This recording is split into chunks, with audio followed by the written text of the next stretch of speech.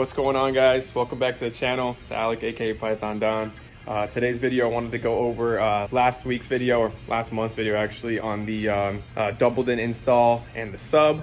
So today we're gonna go over all that, get you my thoughts and my feedback on the doubled-in. I've gone through like 5 different sub setups now, so my tips and tricks are like my best recommendations for a good setup for a sub for yourself if you do want to go that route and add some extra bass to the car. Thing I also wanted to mention, I'm on break for a whole week, so I bought a ton of stuff for the car. It's all in that rack there, and some more stuff you haven't seen yet. But so this whole week I'm just gonna be making videos, a lot of stuff going on in the car, so we're gonna do some before and afters. Different side lights, we're gonna do LED tail lights. I'm gonna fix the sagging A-pillars and stuff, so we'll get into that.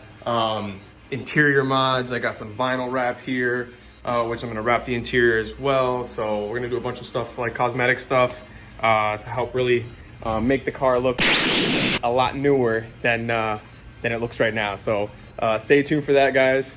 It's a beautiful day today. So before I get to any of this, it's a little early, I'm gonna go hit the gym. I'll see you guys when we get back, and we'll get working on just kind of going over that display, and then maybe tomorrow's video we'll do something on the exhaust setup that I have as well. So that's different, you guys haven't seen that yet. So see you guys in a sec.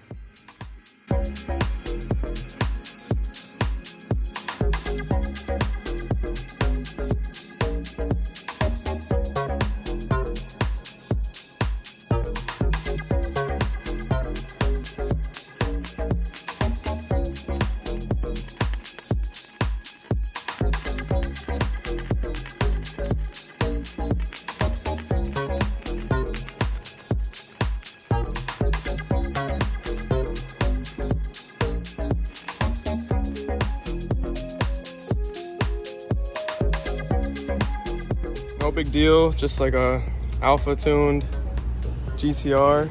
Fucking sick. Look at the fitment though. Look at the paint though. Woo. This thing is hard. I love the no wing. And we got the green beam, soon to be green rocket.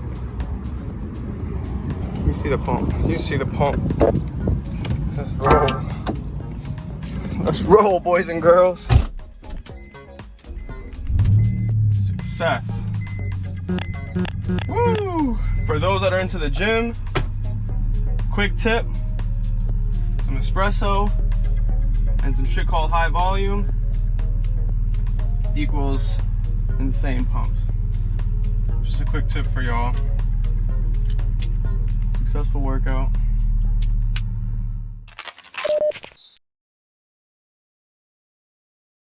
All right, guys, so here we are back in the car with the display on. So yeah, just my initial impressions on the thing. Honestly, for $250, this is the best thing you can buy for 250 bucks. If you want to improve not only the look of the vehicle, but just the usability of it. Everybody that gets into this car for the first time always mentions the screen and how it just changes the look of the interior of the car and just makes it look, you know, that much more modern. And in reality, most new cars you're going to get into, the main features that you're going to notice getting into a new car versus like having a car in 2005s or like older, like let's say your first new purchase, the biggest things you're really going to notice are push to start, rear view camera, and the fact that you have like some form of phone connectivity and touchscreen display. So once you add this to a car of this age, let's say 2003, we're talking almost 20 years old, it really brings it up to par with most, you know, new vehicles you can buy brand new. Obviously, you don't have like the adaptive cruise control and blind spot monitors, but in reality, I could give a shit about any of that stuff. I like driving on the road and being like conscious of everything, so I really don't need those extra driving assist features. But having a rear view camera, having you know, steering wheel controls, being able to connect to Bluetooth and all that functionality are like the major things that I think everybody's looking for in a new vehicle. So if you could add this to an old car and really bring that up to speed, it's really going to change your experience, like, you know, owning the vehicle and just driving it. So that's my biggest takeaway from this. It's been such a you know, nice thing to have, and in reality, that's all it really is. I mean, it's a big screen and all, and there's a lot of functionality you can do with it. You know, I got Plants vs. Zombies, YouTube, but in reality, what you're really going to be using it day in, day out is your rear view camera functionality, which is actually really nice to have. And then, yeah, being able to just Bluetooth connect to your phone. You know, you could tap the phone button here and make calls out right from here, which is nice, a nice touch as well.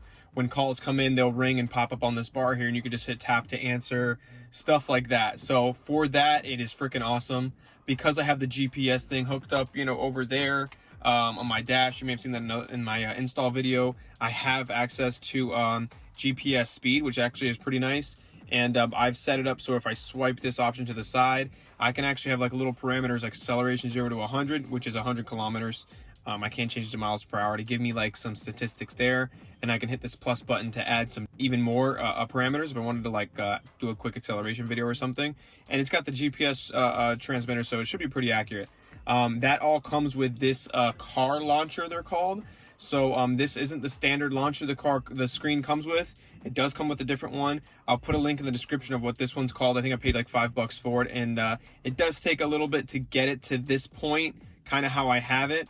But it's a cool touch and definitely something I recommend if you want to just change the look of it.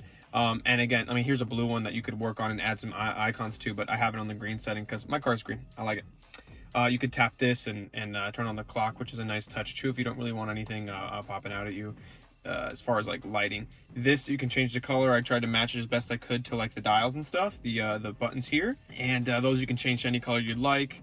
But yeah, all in all, pretty darn good system. My only caveat is things like Waze and Google Maps, they still kind of work finicky. Pretty much what you do is you swipe down here, press and hold the Wi-Fi button. Usually this is on at all times. It's going to quickly find my network because my phone has a Wi-Fi.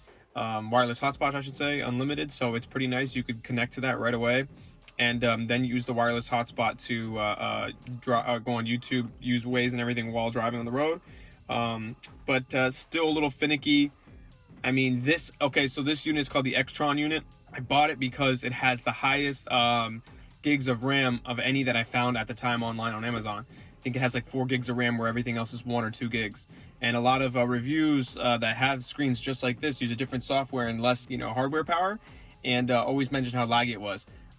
This one, I've never really had an issue with that at all. It's just when it comes to these apps like Maps, Waze, it's still like wonky. There's something you could tell it's like a Chinese-made Android head unit.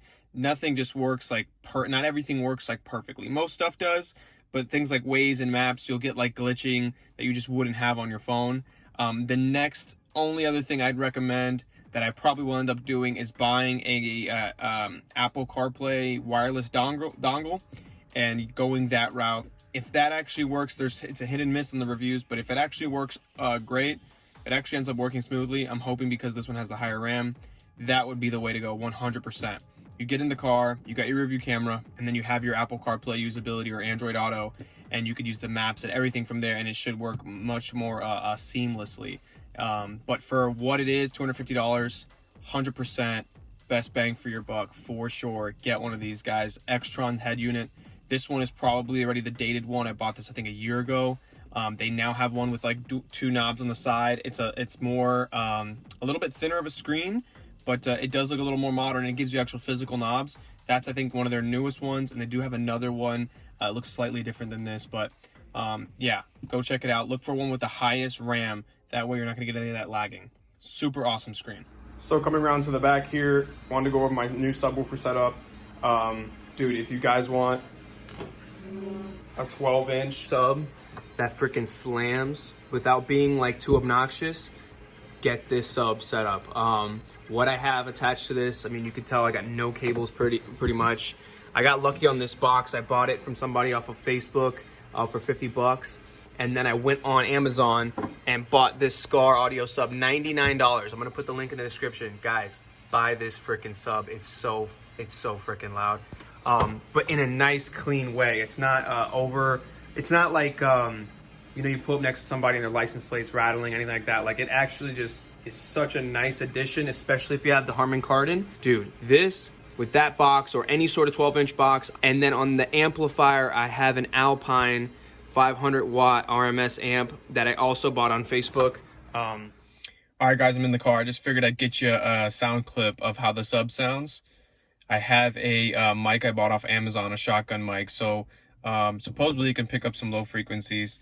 Let's just see how it sounds. These are some songs I found through YouTube's audio library, so hope I don't get hit for this one. Another thing to mention too, when I put this head unit in, I think it has like a mini amplifier in there. Obviously I have the Harman Kardon amplifier that's down here that you can turn on and off, but definitely increases some of the volume coming out of the speakers. So this thing slams. Like the Harman Kardon can get really loud, your highs are there. So with the sub, it just finishes it off like perfectly. It's awesome. Let me shut up. This thing goes all the way to 30, so I'm at...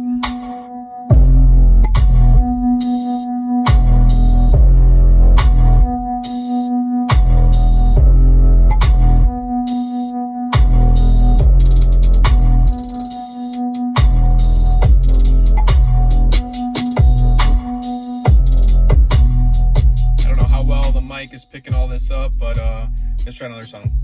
These are all my hip hop. I only put like 3 on here. This one I think bumps pretty hard. Let's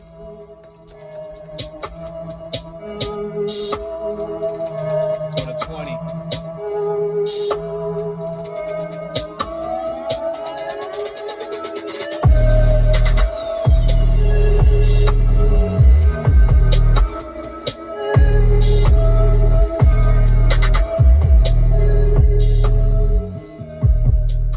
Freaking loud.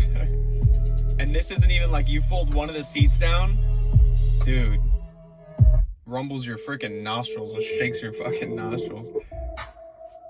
I don't remember if this one bumps too hard. I don't think it does. Obviously every song has a different frequency they use for their bass, so dude, there's some songs that I found did not even realize slam.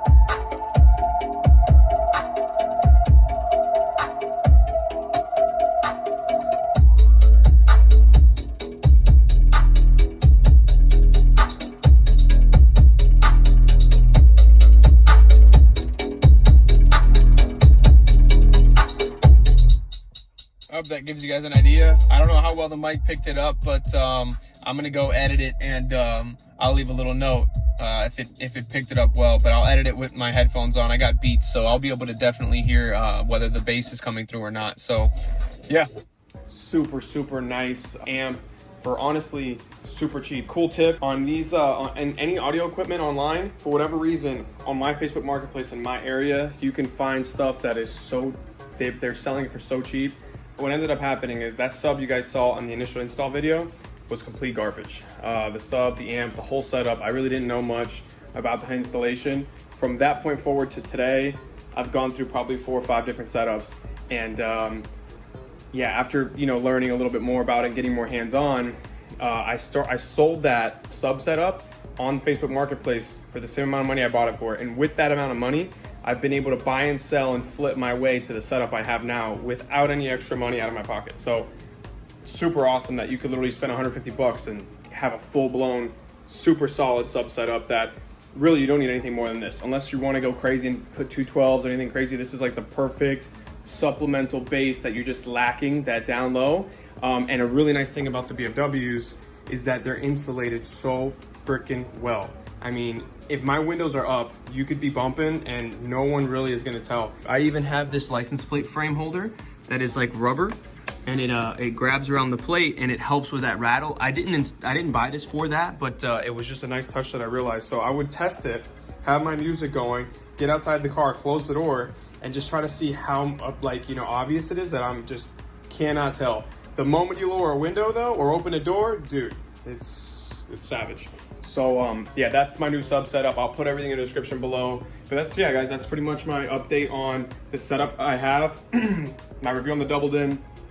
I hope you guys liked it. Stay tuned for more videos, guys. We have so much stuff coming. You're not supposed to see that.